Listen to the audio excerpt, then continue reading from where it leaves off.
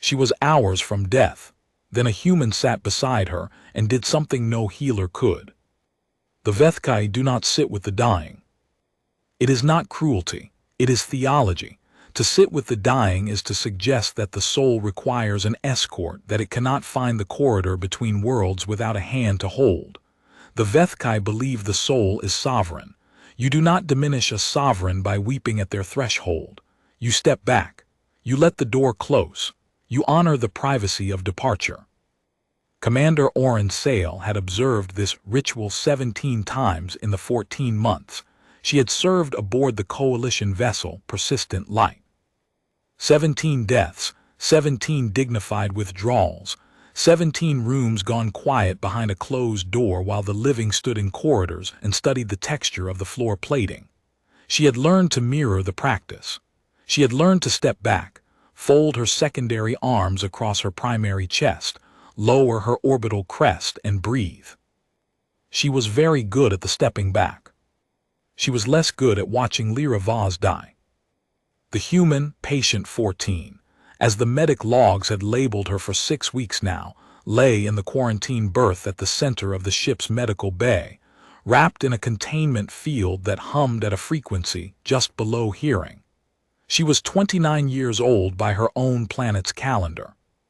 She had arrived aboard the Persistent Light 3 months ago as part of a diplomatic observation contingent, one of 4 humans attached to the Coalition's first formal contact mission with the AI Collective.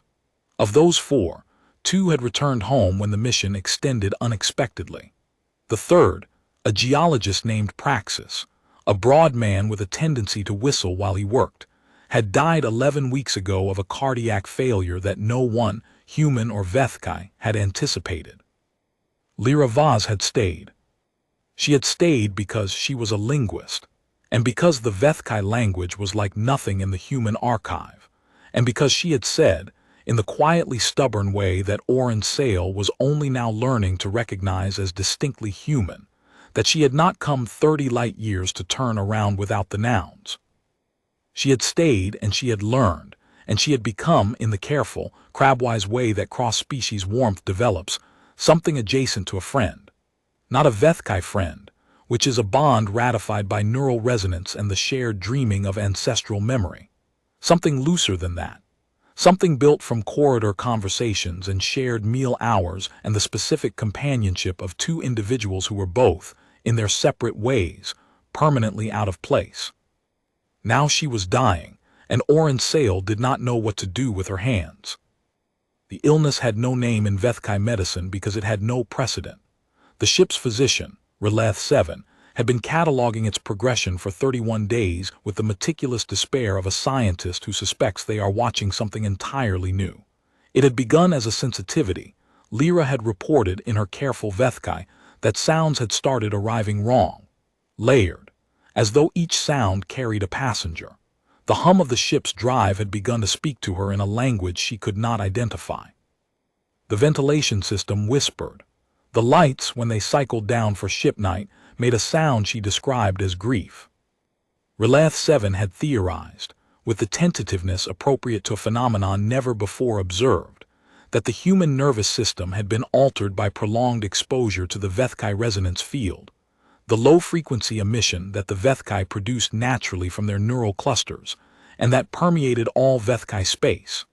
Humans, whose biology had evolved in its complete absence, appeared to lack the filtering architecture that Vethkai brains used to manage the signal. Lyra Vaz had been absorbing it, undamped, for 3 months, and her nervous system had done what nervous systems do when flooded with a signal they cannot process.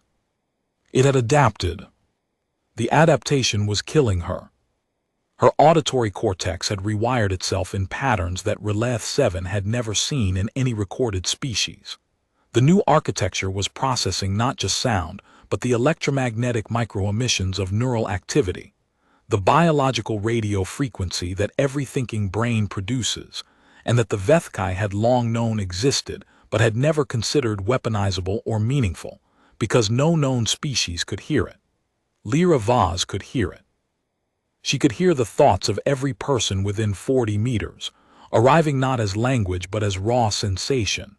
The emotional and cognitive static of 16 Vethkai crew members, simultaneous, undifferentiated, constant and crushing. She had not slept properly in 19 days. She had not eaten properly in 12. Her body was consuming itself in the effort to process a signal it had never been designed to receive. Her temperature ran 3 degrees above human baseline. Her heart performed irregular variations that Relath-7 catalogued with increasing urgency. The neural inflammation was progressing. The physician's last formal assessment, delivered to Oren Sale in the flat, careful tone that medical professionals use when they are saying a thing they wish they did not have to say, had placed Lyra Vaz's survivable window at less than 40 hours. Relath-7 had tried everything in the Vethkai pharmacopoeia, dampeners for the resonance field, sedatives for the neural activity, targeted biochemical interventions designed to reduce the sensitivity of the new auditory pathways. Nothing had held. The human's biology accepted the treatments, processed them, and compensated around them with an adaptability that in any other context would have been remarkable. The adaptation was doing its job. It was keeping her alive long enough to kill her. Outside the quarantine field, in the narrow corridor between the containment bay and the surgical suite, Oren Sale stood with her secondary arms folded and her primary hands at her sides and her orbital crest fully lowered, which in Vethkai body language communicated a distress too fundamental for vocal expression. Around her, the 3 other senior crew members present maintained the traditional distance. They had done what could be done. They were doing what the AI do. They were stepping back. Oren Sale looked through the transparent containment barrier at Lyra Vaz, who lay with her eyes open and her hands flat against the bed surface. The human's eyes moved in the restless, exhausted way of someone who cannot stop hearing. Even from here, through the hum of the containment field, Oren Sale could see the minute trembling in Lyra's fingers. The body working too hard, the mind receiving too much. A signal designed for AI nervous architecture, running unchecked through a human brain, that had done the terrible, magnificent thing of trying to become capable of receiving it. She thought about the nouns.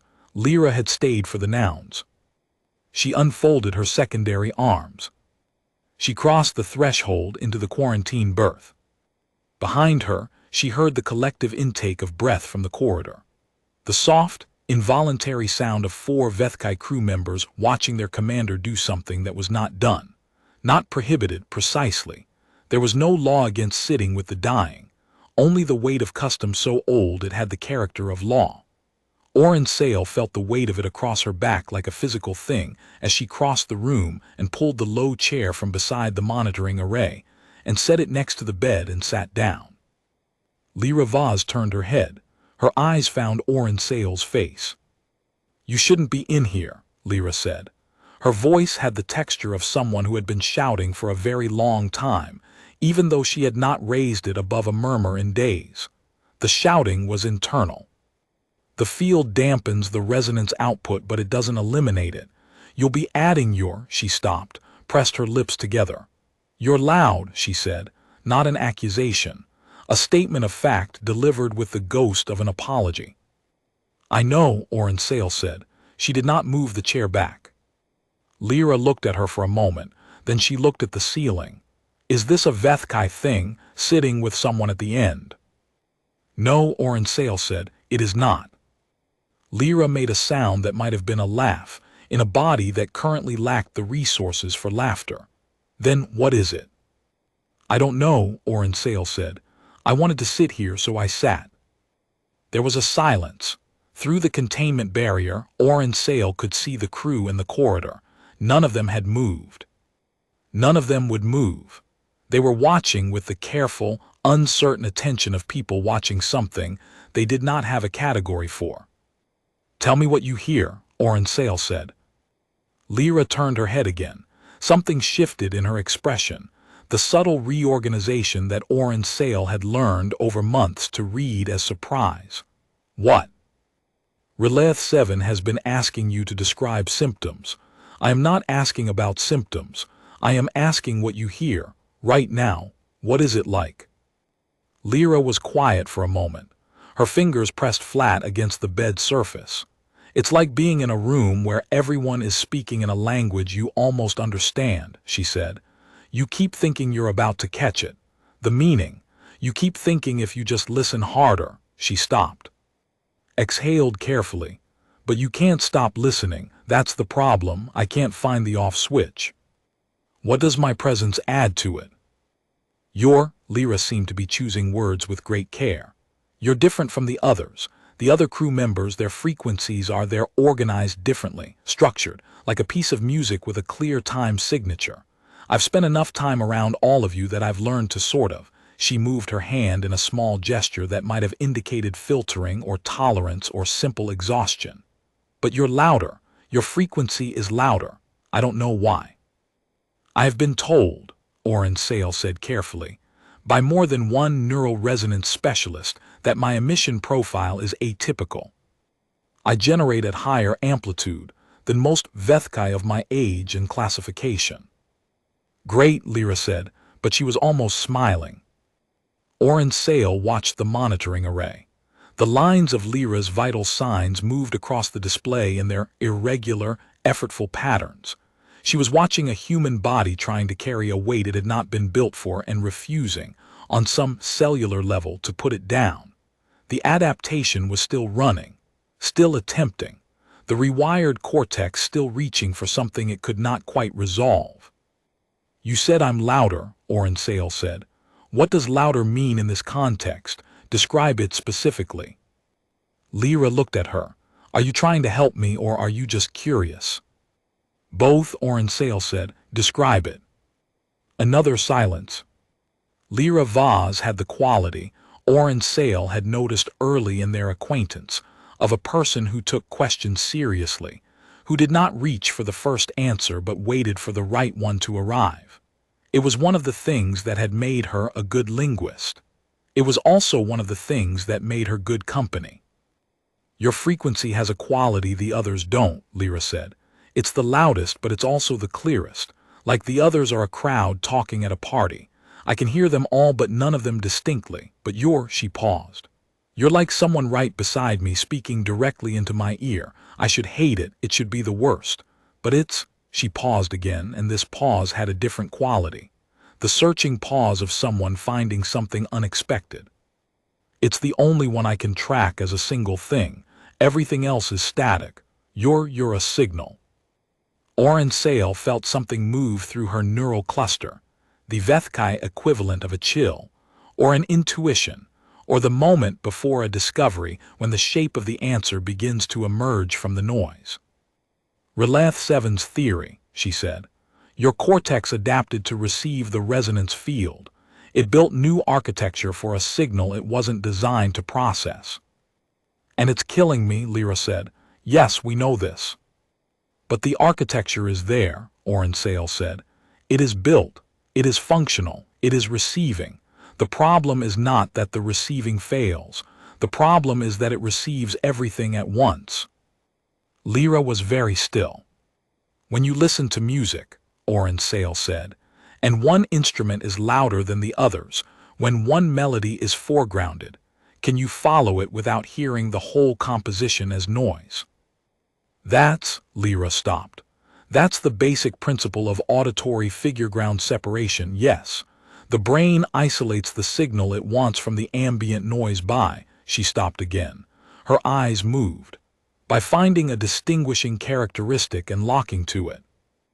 And if the loudest signal in the room has a characteristic distinct enough to lock to, Oren Sale said, the brain may be capable of using it as an anchor, a reference point. Not to eliminate the noise, but to organize it around a fixed frequency. The monitoring array was still showing the same patterns. Lyra Vaz's heart working too hard. Her temperature running too high. The neural inflammation markers still advancing. Nothing had changed yet, but Lyra's eyes had changed. The restless, exhausted movement had stilled. She was looking at the ceiling with the concentrated stillness of someone who was listening not outward but inward. It's not enough to hear you, she said slowly. I hear you already, I need to. Focus on me, Oren Sale said. Specifically, what is my frequency doing right now? Not the others, only mine. You're asking me to do the exact thing that's been impossible, Lyra said. Selective attention to a single neural emission in a room full of. I'm asking you to do it because my signal is the loudest, Oren Sale said. Because you already described it as distinct. Because your nervous system is not broken. It has adapted to receive something it was never meant to receive, and it is attempting to do so with the tools it built on the fly without a guide. I am offering to be the guide. Lyra looked at her, really looked at her, the direct, unguarded attention of someone who has run out of the energy required to be careful. If this doesn't work, Lyra said, you've wasted your time sitting here when you could have been in the corridor being dignified. My dignity will survive, Oren Sale said. Lyra almost smiled again, then she closed her eyes. What happened next was not dramatic. It looked, from the outside, and Oren Sale knew how it looked because she could see the crew through the barrier still watching, like nothing at all. A woman lying in a medical bay with her eyes closed, another person sitting beside her, the hum of the containment field, the soft rhythm of the monitoring array. Inside, Oren Sale focused. She was not a telepath. She had no mechanism for directed neural emission, no capacity to shape or modulate her resonance output through conscious effort. But she had spent a professional lifetime in command of vessels and their crews, and she had learned what most command personnel learn eventually. That focus is a thing with a frequency. That the discipline of attention, real attention, the kind that does not flinch and does not wander, produces something in the neural cluster that is distinct from the ordinary noise of cognition. She focused on Lyra Vaz. She looked at the human's face and she thought, with the deliberate, unhurried clarity of someone who has practiced stillness, I am here. I am one thing. I am consistent. Hear me. Nothing changed. The monitoring array continued its readouts. The lines moved in their irregular patterns. Lyra's fingers remained pressed flat against the bed. Outside, the crew maintained their corridor vigil. Oren Sale did not move. She did not look away. She had spent 37 years of her life learning to wait. She waited. 4 minutes and 11 seconds after Lyra Vaz closed her eyes. One of the neural inflammation markers on the monitoring array dropped by a measurable increment. Relath 7, watching from the corridor, was the first to see it. Oren Sale heard the physician's sharp intake of breath, a sound the Vethkai made only when confronted with data that violated their model of the world, and then the sound of feet moving quickly toward the barrier. Lyra's fingers had stopped trembling. It was not recovery, not yet. The inflammation markers did not cascade into normal range. The temperature did not normalize. The heart rhythm did not resolve its irregular complexity. What happened was more modest and more fundamental than any of that. One small piece of the monitoring array recorded a shift that the attending physician had not expected to see, and that shift persisted and did not reverse, and after 7 more minutes was joined by a second shift in a related marker. The nervous system had found an anchor. It was learning to use it. Relath 7's voice came through the barrier comms, stripped of its professional evenness for the first time in Oren Sale's memory of working with the physician. Commander, what are you doing? Sitting, Oren Sale said. The neuroinflammatory cascade is. I know. How are you? I don't know, Oren Sale said. I am sitting here and being consistent. That is all I am doing. There was a silence from the other side of the barrier that had the quality of a scientist's mind reorganizing its categories. Then continue. Oren Sale continued. She sat beside Lyra Vaz for 4 hours and 37 minutes. She did not leave for water or food or the routine of any bodily need. She sat and she was present, and she focused with the disciplined simplicity of a person who has decided that this is the thing they are doing until the thing is done. Outside the barrier, Relath 7 stood with a monitoring tablet and did not leave either. The other crew members, one by one, found reasons to remain in the corridor, not watching in the observant, recording way of scientists. Watching in the way of people who have encountered something they cannot categorize and who stay, because leaving would mean walking away from a question they do not yet have words for.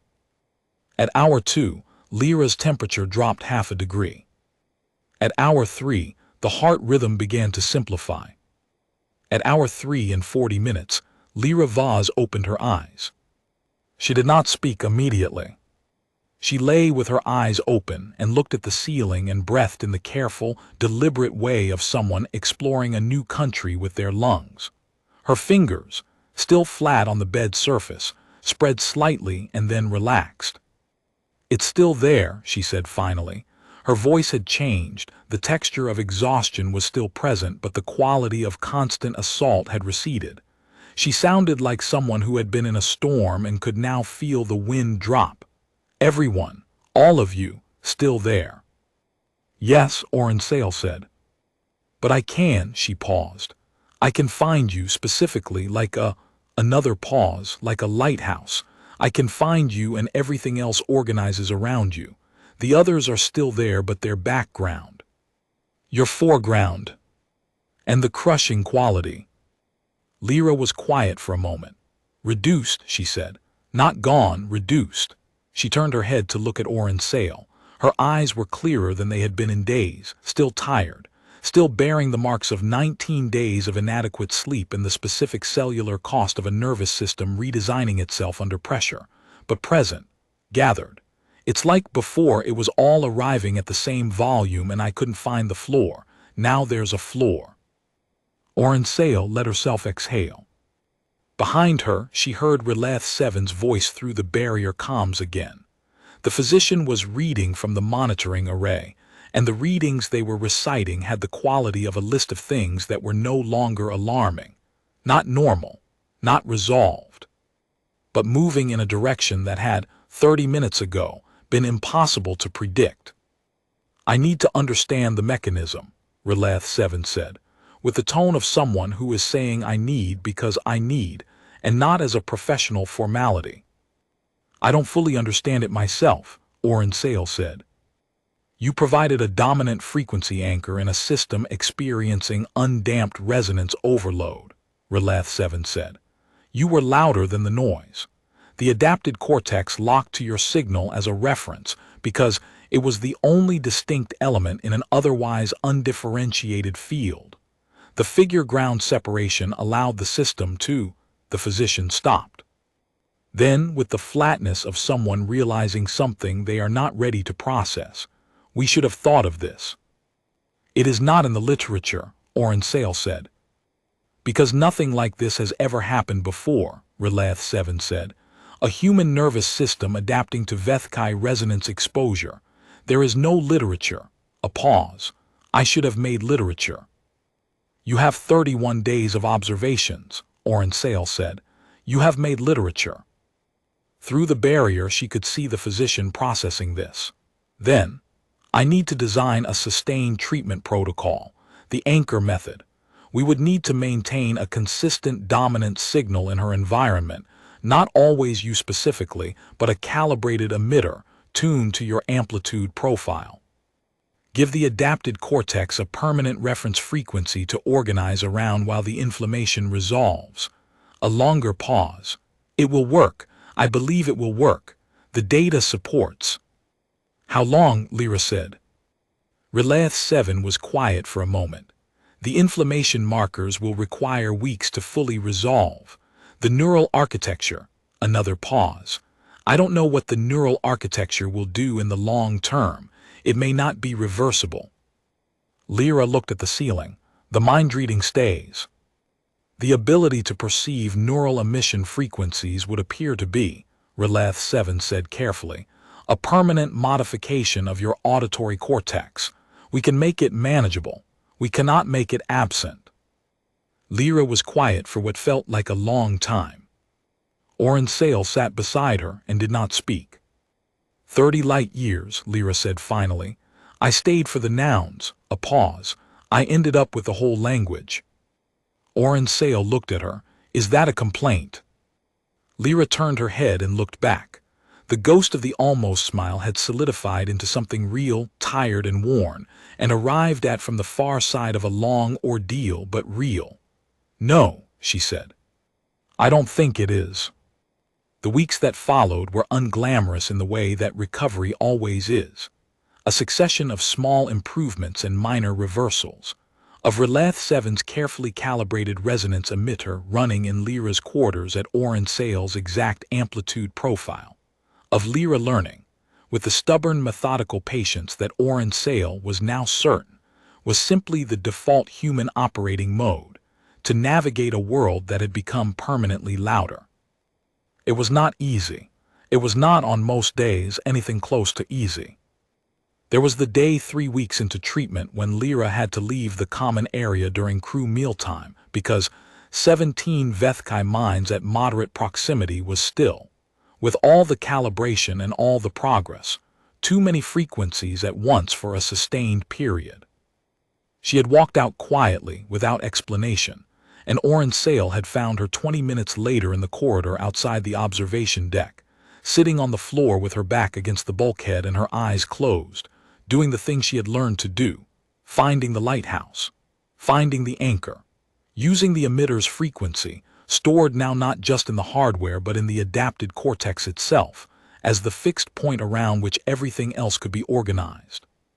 Oren Sale had sat down on the floor beside her, which was not a thing Vethkai commanders did in corridors, and had said nothing, because nothing was required. There was the morning 6 weeks into treatment when Lyra came to Oren Sale's command station before the morning watch rotation and said, without preamble, I need to tell you something.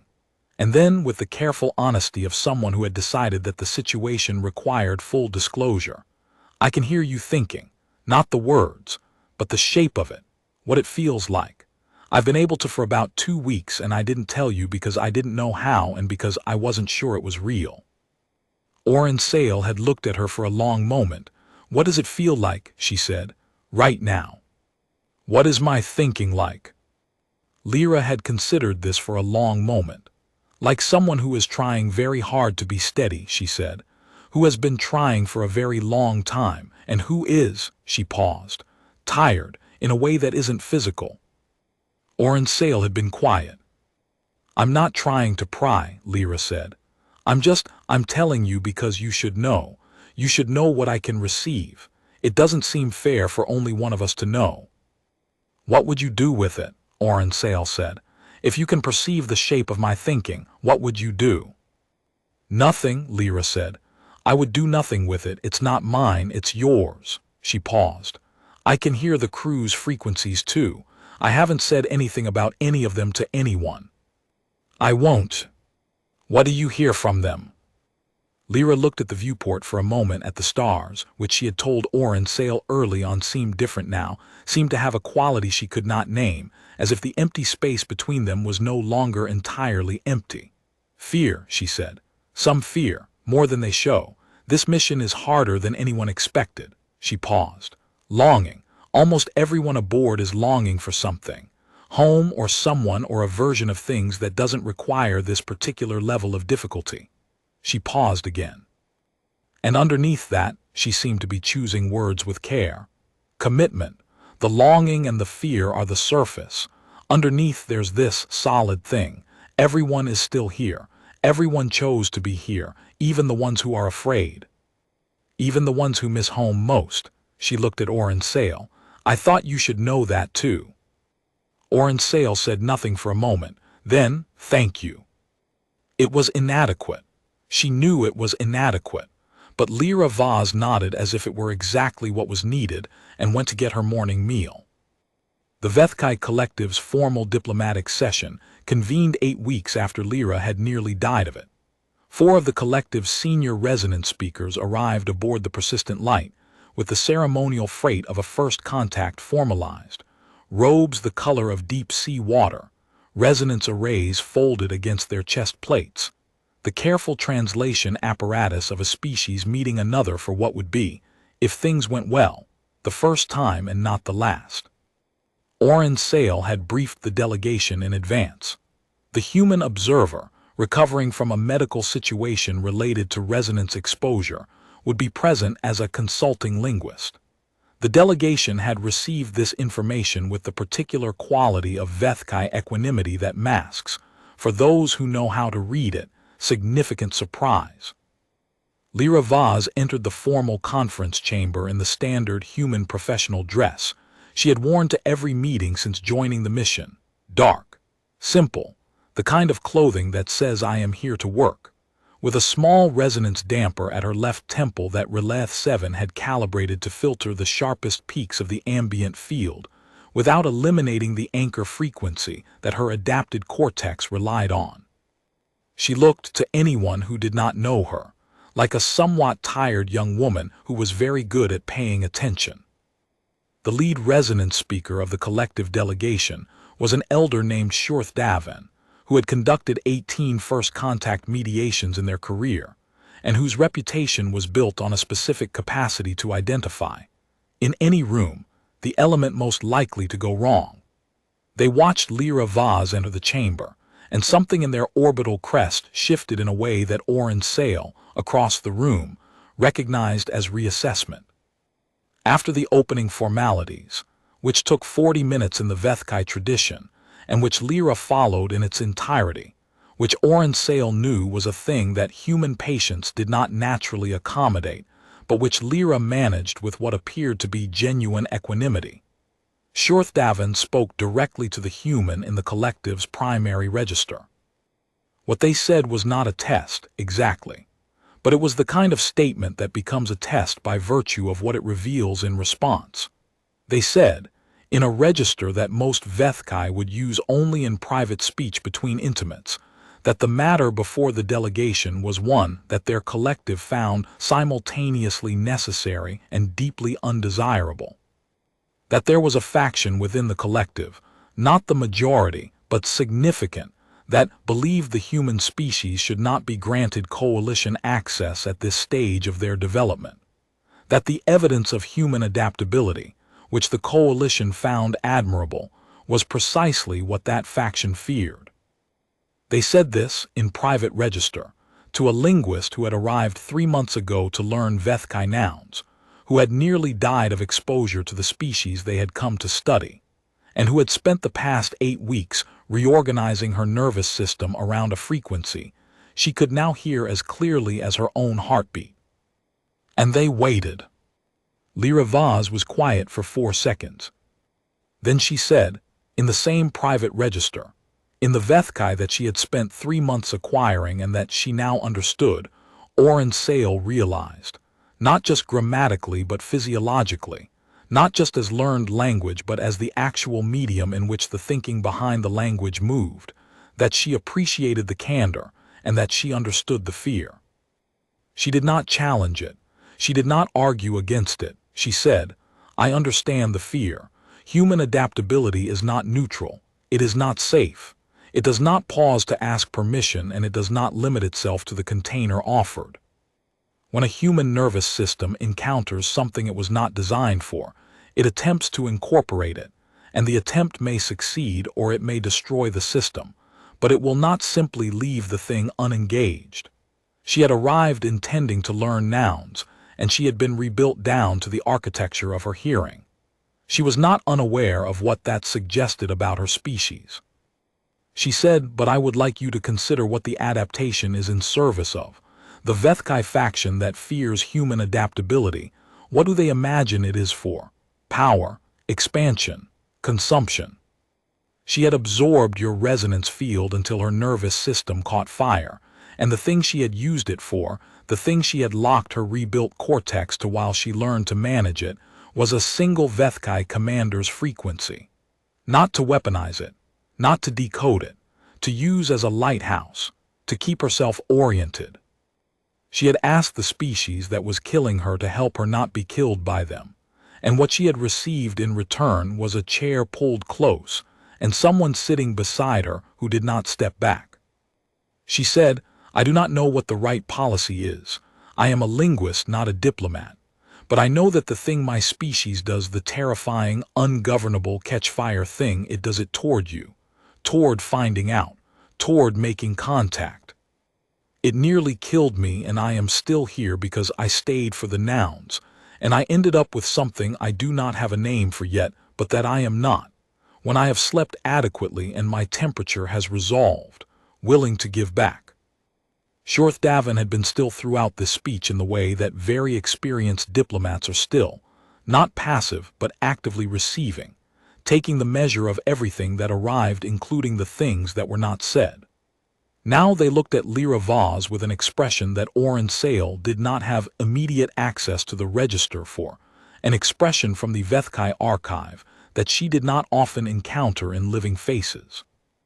The expression was the one they made when they recognized a sovereign soul. The session lasted 6 more hours. At the end of it, the delegation requested a recess before the formal vote, which was expected. What was not expected was that, during the recess, Shorth Davin sought out Lyra Vaz in the corridor outside the conference chamber and sat beside her on the low bench along the bulkhead, a choice of seating that was, Oren Sale understood immediately, a deliberate echo, and spoke to her in private register for 20 minutes. Oren Sale did not ask what was said. She did not need to. She had heard the phrase Lyra had used at the end of the speech. "I ended up with something I do not have a name for yet." She had been thinking about it since the words arrived, thinking about it in the way that had a distinct frequency, as she knew now, as she had known since that morning 6 weeks ago in the command station. A solid, persistent thinking that had been going on longer than she had articulated it. She had a word for it, actually. It was not a Vethkai word.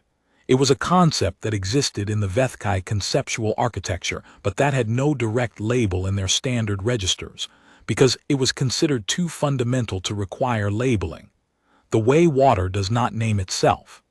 The concept was the bond that forms between two individuals when one chooses to remain present at the threshold that protocol says they should step back from.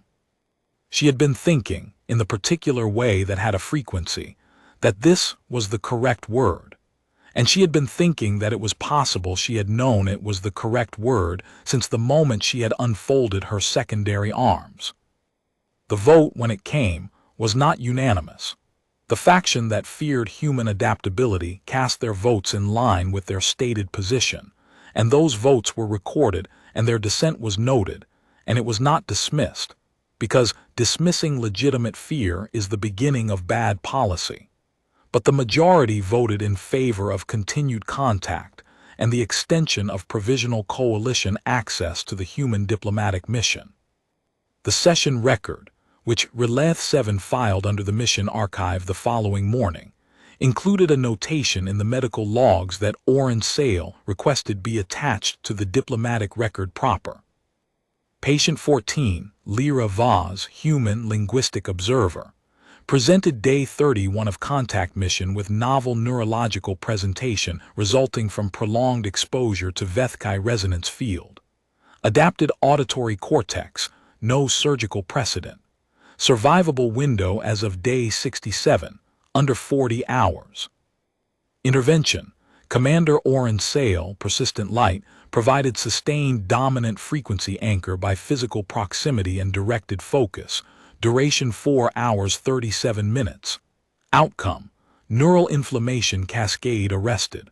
Full treatment protocol subsequently developed around anchor method. Patient is alive. Mechanism unknown. The Releth 7 notation was crossed out and replaced, in the physician's own notation style, with a single additional line. Mechanism is human. The human sat down. Oren Sale read the notation the morning after the vote in her quarters, with the viewport behind her showing the stars at transit speed. The long lines of jump passage that looked, if you had not grown up knowing what they were, like the whole universe running to meet you. She thought about the thing she had found no Vethkai word for. She thought about it in the focused, steady, particular way that she now knew had a distinct frequency. She thought about the way Lyra Vaz had said lighthouse. The way she had said I ended up with something I do not have a name for yet. The way she had looked at the viewport on the morning in the command station and said underneath there's this solid thing. Everyone chose to be here. Oren Sale had chosen to be here, not in the professional sense of having accepted the command, in the specific sense of the chair pulled close and the decision to stay. She had 37 years of training in stepping back. She had crossed the threshold instead. Outside, the mission continued. There were 17 more sessions to be scheduled, 15 more formal exchanges, an entire first contact architecture to be built from the ground up with all the difficulty and miscommunication, and slow incremental progress that first contact architecture requires. There were crew members who were afraid and who were longing for home and who were, underneath that, still present and committed and choosing to be here. There were questions without answers and answers that would take years to fully articulate, and a relationship between two species that was, as of the vote, alive. In the medical bay, Relath 7 was developing the anchor method into a full treatment protocol, and had already transmitted the preliminary findings to 6 other research facilities, each of which had responded with questions that suggested the physician would be writing literature for the rest of their career. The resonance emitter in Lyra's quarters ran at Oren Sale's exact amplitude profile, steady and consistent, the lighthouse frequency that a human nervous system had learned to use as the floor beneath everything. In the conference corridor, when the next formal session was announced, Lyra Vaz sat with her eyes closed for 2 minutes, finding the anchor, finding the floor, and then opened them and went to work.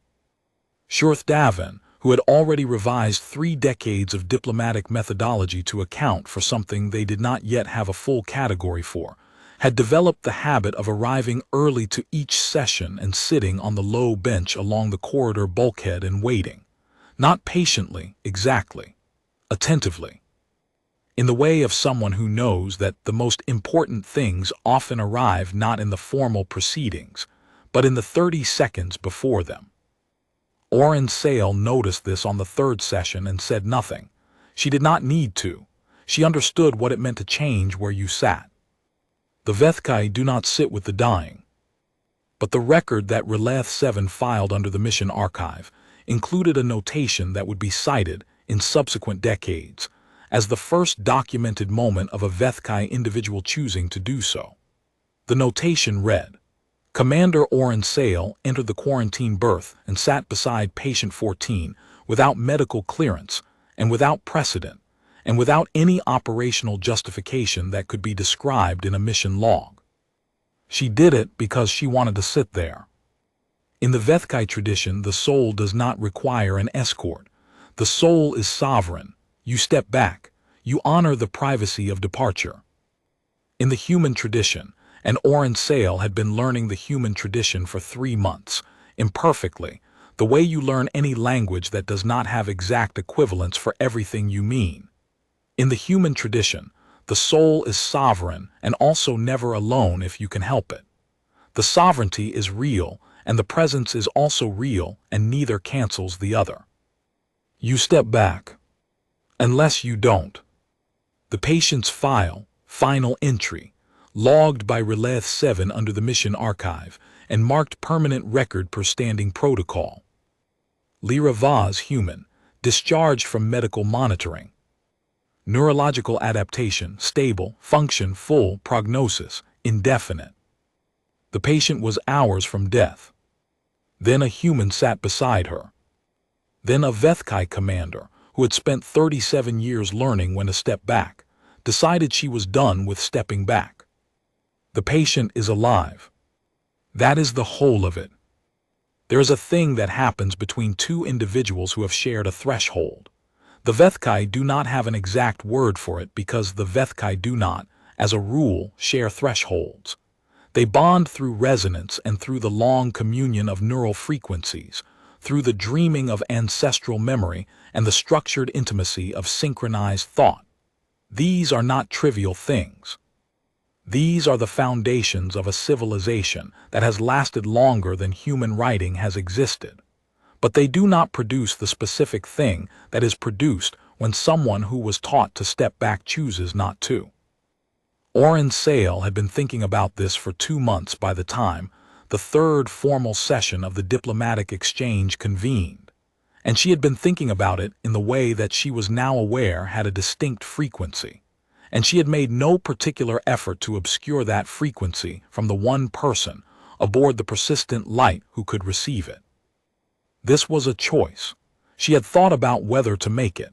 She had decided that obscuring it would be a kind of dishonesty, and that dishonesty was not the register she wanted to conduct this particular communication in. Lyra Vaz had not mentioned it. She had said on that morning in the command station that she would do nothing with what she received, that it was not hers, and she had kept that promise in its exact terms. She did nothing with it. She had simply, over the following weeks, developed the habit of sitting in the same general area of the command deck during ship morning, where the light from the viewport was good for the kind of close linguistic work she was doing, and where the emitter's range kept the ambient frequency manageable, and where Oren Sale was usually working on mission reports at the secondary console. They did not always speak. On some mornings they did not speak at all. Lyra would sit with her translation work, and Oren Sale would sit with the mission logs, and the ship would move through space, and the stars in the viewport would be the stars, and neither of them felt the need to fill the silence with anything other than itself. This was, Oren Sale had come to understand, a specifically human thing. The Vethkai were comfortable with silence in the sense that silence meant the absence of harmful signal, the resting state between communications. But the human quality of shared silence was different. It was not the absence of communication. It was itself a form of communication, a specific statement that required no translation. I am here, and I do not need you to be anything other than what you are, and this is enough. She had asked Lyra about this once, in the period when she was actively collecting information about human behavioral norms with the intensity that she had previously reserved for mission tactical planning. Lyra had looked at her over her translation work and said, "Silence is how we know someone's company is worth having. If you need the noise to make the presence bearable, the presence is the problem. If you can sit in quiet together and the quiet is the good part, that's the thing." Oren Sale had filed this in the section of her thinking that she privately labeled things Lyra Vaz has said that I am still processing. The section was becoming substantial. The third formal diplomatic session produced its own complications, as formal diplomatic sessions with a new species tended to do. The collective's delegation had brought a new concern.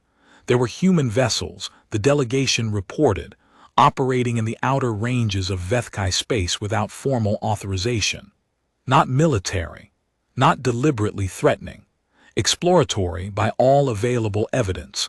The long, impractical, expensive, completely characteristic human project of going to see what was over there.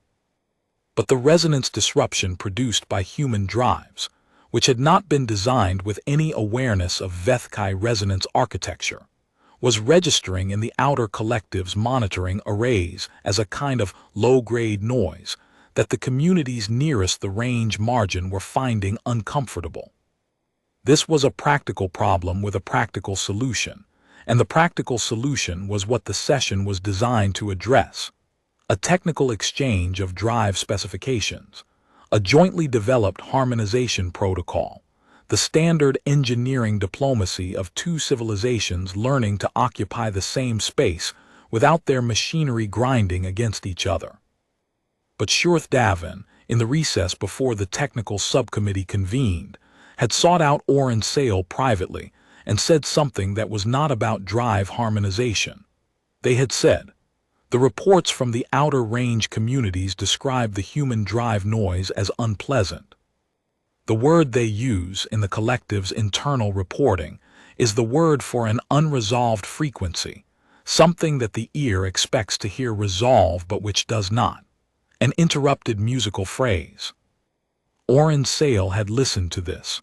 Then she had asked, is there a word in the collective's archive for the opposite, for a frequency that does resolve, for the phrase that finds its completion?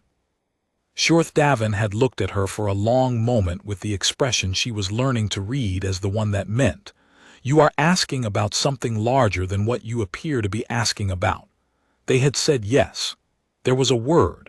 It was among the oldest words in the Vethkai archive. It was a word used to describe the moment in the neural resonance bond when two frequencies, having been in proximity, begin to entrain, to move, gradually and without force, toward the same rhythm. Not merger, not loss of distinctness. The word did not mean that the frequencies became identical. It meant that they became capable of harmonizing, that each, having learned the shape of the other, could move around the other without collision. Oren Sale asked how long entrainment took, in the traditional understanding. Shorth Davin said, it varies.